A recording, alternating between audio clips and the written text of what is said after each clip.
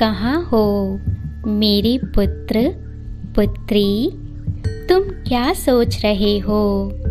मैं तो तुम्हारे समक्ष हूँ, फिर भी तुम ख्यालों में डूबे हो। हाँ, मैं इस क्षण तुम्हारे सामने ही हूँ। क्या तुम मुझे देख नहीं पा रहे? मैं तुमसे बात करना चाहता हूँ। आओ, कुछ देर मेरे पास बैठो। कुछ क्षण सांसारिक संबंधों एवं परेशानियों को त्याग दो और अपना पूरा ध्यान बस इन शब्दों में लगा दो। क्या तुम जानते हो तुम्हारी उत्पत्ति कहाँ से हुई है? तुम कौन हो और तुम्हारा वास्तविक लक्ष्य क्या है? पुत्र, ब्रह्मांड के सभी जीवों की उत्पत्ति मुझसे ही हुई है। अपना अपना कर्म चक्र पूरा करके सभी आत्माओं को मुझ में ही विलीन होना है। सभी आत्माओं का एकमात्र लक्ष्य परम तत्व के सत्य को जानना है।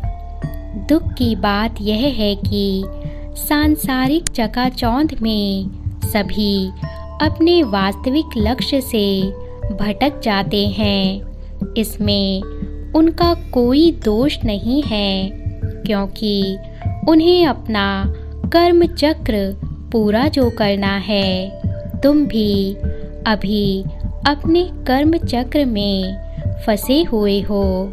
तुम्हारे द्वारा किए गए पूर्व अच्छे कर्म तुम्हें फल देंगे, वहीं दूसरी तरफ बुरे कर्म तुम्हें दुख प्रदान करेंगे। कर्म फल सभी जीवों को स्वयं ही भोगना पड़ता है, किंतु प्रसन्नता की बात यह है कि तुम अपनी चेतना के वास्तविक लक्ष्य को जानने की ओर बढ़ रहे हो। आखिर कब तक तुम जन्म मृत्यु के चक्र में बार बार इस दुख के लोक पर भटकते रहोगे? परम आनंद ईश्वर की गोद में है, जहाँ अनंत प्रसन्नता वर्तमान में ही व्याप्त होती है। तुम धरा पर रहते हुए भी उस परम आनंद का कुछ अंश महसूस कर सकते हो। बस तुम्हें भक्ति के मार्ग पर चलना होगा। एक बार ईश्वर का नाम स्मरण करते हुए ईश्वर भक्ति में लीन होकर देखो। तुम्हें उससे अधिक सुख इस संसार की किसी वस्तु में नहीं मिलेगा। मेरे बच्चे, तुम संदेह क्यों करते हो? क्या तुम्हें मुझ पर विश्वास नहीं है? तुम्हारे पिता पूरे ब्रह्मांड के मालिक हैं। फिर वे कौन सी वस्तु है जो तुम्हें नहीं दी जा सकती? अपनी आंखें बंद करो। एक गहरी सांस लेते हुए अपना ध्यान अपने नेत्रों के बीच केंद्रित करो। जो प्रकाश तुम्हें बंद आँखों से नजर आता है, वही वास्तविकता में सत्य है, और खुली आँखों से दिखने वाला पूरा संसार एक छल है।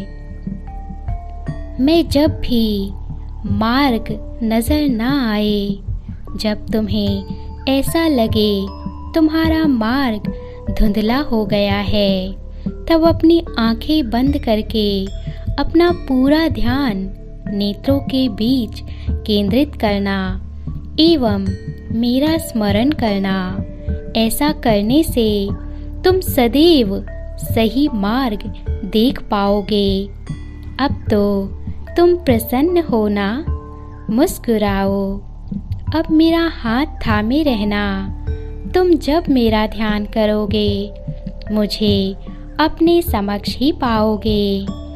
मेरा असीम प्रेम तुम्हारे साथ है। मेरा आशीर्वाद तुम्हारे साथ है और तुम कभी पराजित या निराश हो ही नहीं सकते। इसलिए प्रसन्न हो, सब कुछ अच्छा हो रहा है।